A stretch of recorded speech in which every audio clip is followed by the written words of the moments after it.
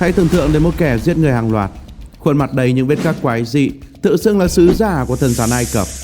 Một tên tội phạm không chỉ khiến cả nước Mỹ rùng mình mà ngay cả trong tù cũng là một nỗi ám ảnh kinh hoàng.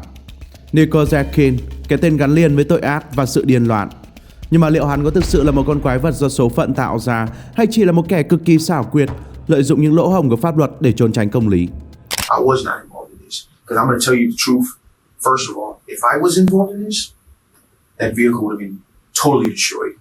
There would have been not a trace of it because it's not hard yet. Điều gì đã khiến một đứa trẻ 17 tuổi đã cầm súng đến trường, 13 tuổi đã đâm người và đến năm 15 tuổi bị tống vào tù vì tội cướp có vũ trang? Điều quan trọng nhất, tại sao một kẻ như hắn lại được thả tự do? Hãy cùng Taka bóc trần bí ẩn về kẻ sát nhân điên loạn nhất lịch sử hiện đại của nước Mỹ. Đầu tiên là chúng ta cần phải công nhận rằng Nicole Jenkins không trở thành quái vật chỉ sau một đêm. Tội ác đã ngấm vào máu khi hắn sinh ra trong một gia đình mà phạm tội là chuyện thường ngày. Ở Omaha, Nebraska, dòng họ Jenkins thì không xa lạ với cảnh sát. Đây là một gia đình đầy dẫy những kẻ ngoài vòng pháp luật.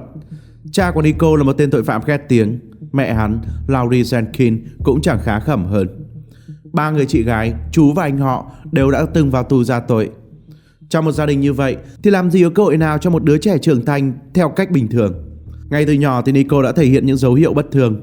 Khi 17 tuổi, hắn đã cầm một khẩu súng lục 25 ly đến trường tiểu học. Không phải là để khoe khoang, mà sẽ sử dụng nếu cần.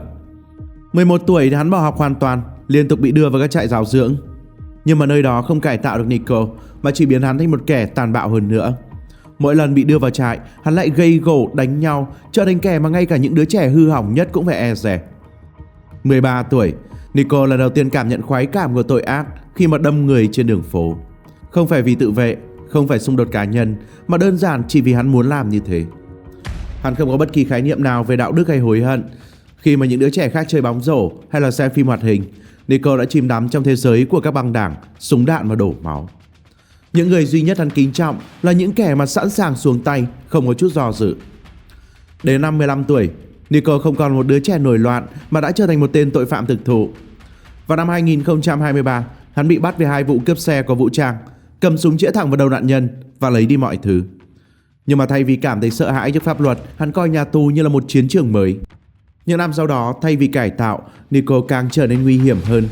Trong tù hắn học được cách thao túng con người, cách dùng vũ lực để kiểm soát người khác. Hắn tấn công cai ngục, kích động bạo loạn, khiến trại giam phải đau đầu. Và cái điều đáng sợ nhất, hắn học được cách tận dụng những lỗ hổng của hệ thống pháp luật. Theo luật pháp Mỹ thì có 2 cách để tính án cho tù nhân, đó là thi hành án cộng dồn. Thế nên là chúng ta mới thấy có những tên sát nhân bên nước Mỹ phải chịu bản án hàng trăm năm. Và cách thứ hai là thi hành án đồng thời, tương tự như ở Việt Nam, đó là chịu theo bản án cao nhất. Vào cái ngày định mệnh, tòa án quyết định thực hiện một sai lầm chí mạng. Họ cho phép Nicole thi hành án đồng thời. Kết quả là từ một kẻ đáng lẽ phải ngồi tù hàng chục năm, hắn chỉ phải thụ án 10 năm rưỡi. Và rồi vào tháng 7 năm 2013, cánh cửa nhà tù mở ra, Nicole Jenkins được trả sự tự do. Nhưng 11 ngày sau đó, ác mộng thật sự đến với một số người. Những nạn nhân đầu tiên. Omaha đã chìm trong nỗi kinh hoàng khi mà những vụ giết người liên tiếp xảy ra, không hề có dấu hiệu dừng lại. Vào tối ngày 11 tháng 8, Nicole cùng em họ và chị gái mình lên kế hoạch sát hại 2 người đàn ông gốc Mỹ Latin là Juan Pena và Jorge Ruiz. Chúng mới dụ 2 nạn nhân lên xe vì lý do là dẫn họ đến một cuộc gặp mặt đầy vui vẻ. Nhưng mà khi xe dừng lại tại một khu vực hoang vắng, Nicole rút súng, bom thẳng vào đầu cả hai. Họ bị bỏ lại bên đường, ví tiền bị lấy đi. Nhưng mà rõ ràng đây không phải là một vụ cướp của. Nicole giết chỉ vì hắn muốn giết. Nạn nhân thứ 3, người bạn cũ. 8 ngày sau đó, vào đêm ngày 18 tháng 8, Nicole gặp lại Curtis Bradford, một người bạn cũ ở trong tù. Cái điều kỳ lạ là chỉ trước đó một ngày, cả hai còn chụp ảnh cùng nhau, trông như là những người anh em thân thiết. Nhưng mà tình bạn này thì nhanh chóng kết thúc trong máu. Nicole và chị gái hắn lừa Curtis đi cùng, nói rằng họ sẽ thực hiện một vụ cướp lớn. Nhưng mà khi Curtis vừa đến địa điểm hẹn, hắn liền bị bắn 2 phát chí mạng. Tại sao mà Nicole lại xuống tay với bạn mình? Một lý do đơn giản đến kinh hoàng. Chị gái hắn nghi ngờ Curtis có liên quan đến một vụ nổ súng vào nhà họ 6 tháng trước.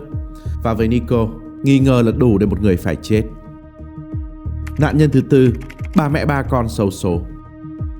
Chưa đầy một ngày sau, vào sáng sớm ngày 19 tháng 8, Nicole mới chặn một chiếc SUV ngẫu nhiên ở trên đường.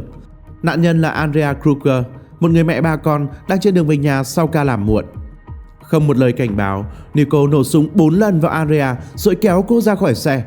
Không phải là tiền bạc, không phải là thù oán cá nhân, Nico giết chỉ vì hắn muốn có một chiếc xe mới. Sau chuỗi ngày giết chóc, Nico Jenkins nhanh chóng bị cảnh sát bắt giữ. Nhưng mà cái điều kỳ lạ nhất không phải là cách hắn phạm tội, mà là cách đối diện với công lý. Ngay trong phiên thẩm vấn đầu tiên, Nico không hề phủ nhận tội ác của mình. Hắn thản nhiên thú nhận tất cả 4 vụ giết người. Nhưng mà lý do hắn đưa ra hoàn toàn là điều điên rồ.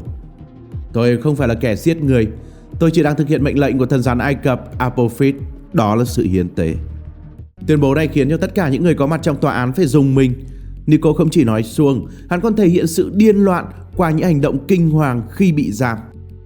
Khắc chữ Satan lên trán, dùng dao cạo rạch lưỡi làm đôi để cho giống rắn. Dùng huy hiệu của cai ngục tự hủy hoại bộ phận sinh dục, biến nó thành hình đầu rắn. Nuốt cả bộ 7 chìa khóa còng tay, khiến quản giáo hoảng loạn. Một câu hỏi lớn được đặt ra, Nico Jenkins thực sự bị điên hay đây chỉ là vở kịch để thoát án tử? Hội đồng bác sĩ tâm thần vào cuộc và sau nhiều lần kiểm tra, kết luận được đưa ra. Nico không bị tâm thần, hắn chỉ đang giả vờ điên để tránh bị hành quyết. Nhưng mà liệu hệ thống pháp luật có đủ quyết đoán để xử lý một kẻ quái dị như thế và công lý có thực sự được thực thi? Vào ngày phán quyết cuối cùng, hắn đứng trước hội đồng 3 thẩm phán. Đây là một phiên tòa đặc biệt. Theo luật của Nebraska, để thi hành được án tử, cả 3 thẩm phán phải đồng thuận. Nếu chỉ cần một người phản đối thôi, Nico sẽ thoát chết. Nhưng mà lần này thì không có cơ hội nào cho hắn. 3 thẩm phán nhất trí tuyên án tử hình. Ngoài ra vì những tội danh khác, hắn còn bị kết án 450 năm tù, đảm bảo rằng dù có chuyện gì xảy ra, Nico Jenkins sẽ không bao giờ được tự do thêm nữa. Hắn lặng lẽ mỉm cười khi nghe bản án. Có lẽ là với Nico, được chết còn tốt hơn là sống cả đời trong ngục tù. Tính đến thời điểm hiện tại, Nico Jenkins vẫn chưa bị thi hành án tử. Jenkins đã tiến hành các thủ tục kháng cáo. Đến ngày 20 tháng 4 năm 2020, Tòa án tối cao Hoa Kỳ đã từ chối xem xét đơn kháng cáo của hắn. Hiện tại thì Jenkins đang bị giam giữ tại trại giam của bang Nebraska, chờ đợi thi hành án. Quá trình thi hành án tử thường kéo dài do thủ tục pháp lý phức tạp và các kháng cáo liên tục từ phía bị cáo. Do đó mặc dù đã bị kết án tử hình, Nico Jenkins vẫn đang chờ ngày đền tội. Nhìn lại vụ án này, người ta không thể không đặt ra câu hỏi: tại sao mà một con quái vật như Nico Jenkins lại được tạo ra? Có phải gia đình là nguyên nhân khi mà Nico sinh ra và lớn lên trong một tổ chức tội phạm ngay trong chính gia đình mình? Liệu hắn có thể có một tương lai khác? Có phải là hệ thống giáo dục đã thất bại khi mà mới 7 tuổi đã mang súng đến trường, nhưng mà không ai có thể kéo hắn ra khỏi con đường bạo lực? Hay là hệ thống pháp luật đã mắc phải sai lầm khi tòa án quyết định thi hành án đồng thời để rồi hắn được thả tự do sớm, tạo ra 4 cái chết vô nghĩa? Nico Jenkins thì không phải là kẻ duy nhất như vậy. Hắn là hậu quả của một xã hội Mỹ có quá nhiều lỗ hổng. Và điều quan trọng nhất, nếu mà không thay đổi, liệu rằng có bao nhiêu Nico Jenkins khác đang chờ đợi ở ngoài kia?